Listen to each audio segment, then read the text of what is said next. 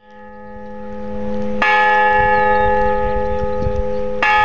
Jake Mackenzie. I'm the mayor of the city of Rohnert Park, which is just over the hill from where we are in the Valley of the Moon, a beautiful part of California and of Sonoma County. I had the good fortune to be invited to this conference and to sum up what we've been doing this afternoon on what was called a legislative session.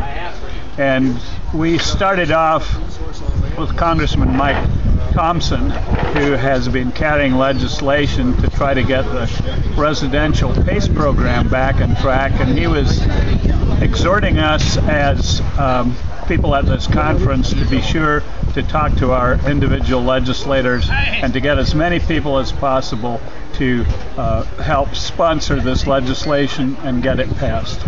Essential to get that program back on track.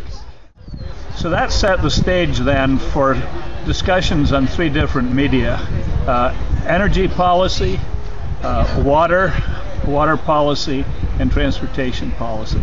On energy policy, we, I believe, came up with some directions that we can follow through after this conference in terms of making sure that we get a PACE program back on track and making sure that people realize that it's both an industrial as well as a residential program.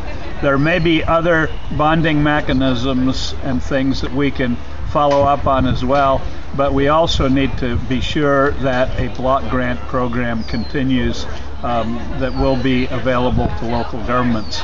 So we can send forward these recommendations and also go to our legislators with things like that.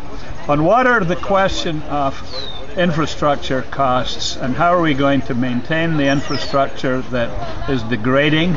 It's been 40 years since the construction grant program that the new EPA was funding back in the 70s, and a lot of these facilities are deteriorating. We need to have some expansion in some areas.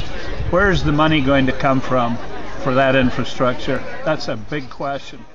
And then finally on transportation, a huge funding problem to maintain what we have, to try to make sure that transit systems for the future are properly funded.